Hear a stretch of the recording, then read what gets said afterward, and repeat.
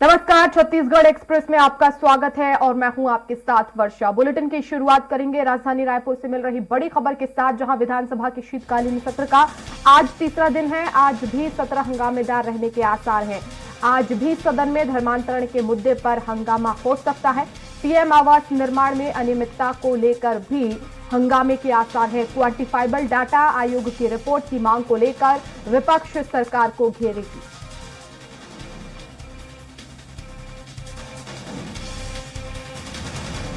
तो विधानसभा के शीतकालीन सत्र का आज तीसरा दिन है। कई महत्वपूर्ण मुद्दों को लेकर हंगामेदार ये सत्र होने के आसार हैं। विपक्ष सरकार को घेरेगी।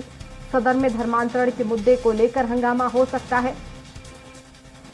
और ज्यादा जानकारी के लिए संवाददाता दिलीप साहू हमारे साथ लाइव जुड़ गए हैं सीधे राजधानी रायपुर से। दिलीप, आज शीतकालीन सत्र का तीसरा दिन है। किन महत्वपूर्ण मुद्दों पर बातचीत हो सकती है? विपक्ष की खासतौर पर क्या रणनीति? जी वर्षा, बता दें कि आज शीतकालीन सत्र के तीसरे दिन भी हंगामेदार होने के आसार है। जिस तरह से विपक्ष लगातार आक्रामक रवैया दिखा रहे हैं, इसी कड़ी में आज क्योंकि धर्मांतरण के मुद्दे को लेकर जिस तरह से नारायणपुर में जो घटना हुई है उस मामले को लेकर कल भी विपक्ष ने हंगामा किया, नारेबाजी की। हालांकि सदन स्थगित हो जाने के कारण वे अपनी बातें नहीं रख पाए। हो सकता है इस मुद्दे को लेकर आज विपक्ष की ओर से शून्यकाल में स्थगन प्रस्ताव लाकर इस पर चर्चा कराने की मांग की जा सकती है।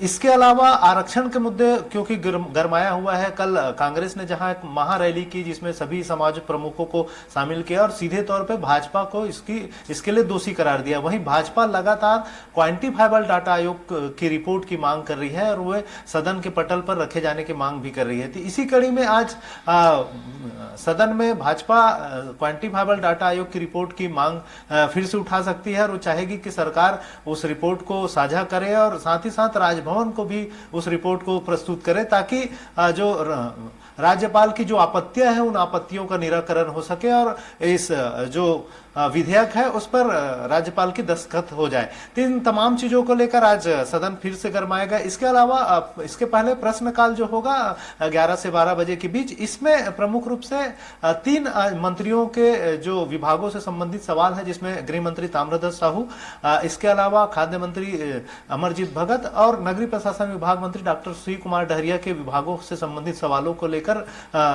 चर्चा का दौर चलेगा, जिसमें प्रमुख रूप से जो सड़क निर्माण को लेकर मुद्दा है वो उठेगा। बहुत सारे जगहों पर सड़कों के हालत सही नहीं है, इसको लेकर विपक्ष उठाएंगे। इसके अलावा जो प्रधानमंत्री खाद्यान्न योजना के तहत जो निःशुल्क खाद्यान्न वितरण किया गया था, राज्य सरकार को उपलब्ध कराया गया था, उस खाद्यान्न वितरण में अनियमितता, इसके अलावा साथ साथ नगरीय क्षेत्रों में पीएम आवास निर्माण में हो रही गड़बड़ियों का मामला को लेकर विपक्ष ने सवाल उठाए हैं। उन तमाम सवालों के जवाब के दौरान ही सदन फिर से एक बार गरमाने के आसार हैं।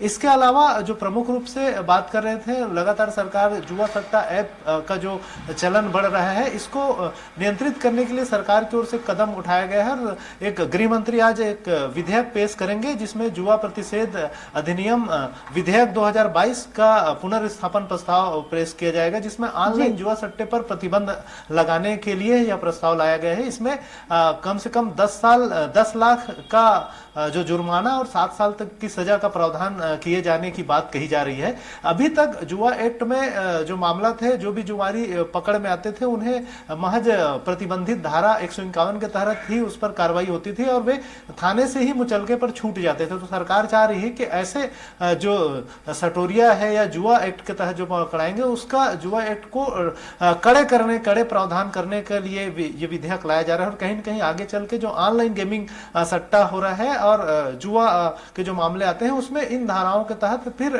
कड़े प्रावधान के तहत उस पर कार्रवाई की जा सकती है, जिससे जुआ सट्टे पर रोक लगाया जा सकता है। जी वर्षा, बिल्कुल बने रहिएगा दिलीप।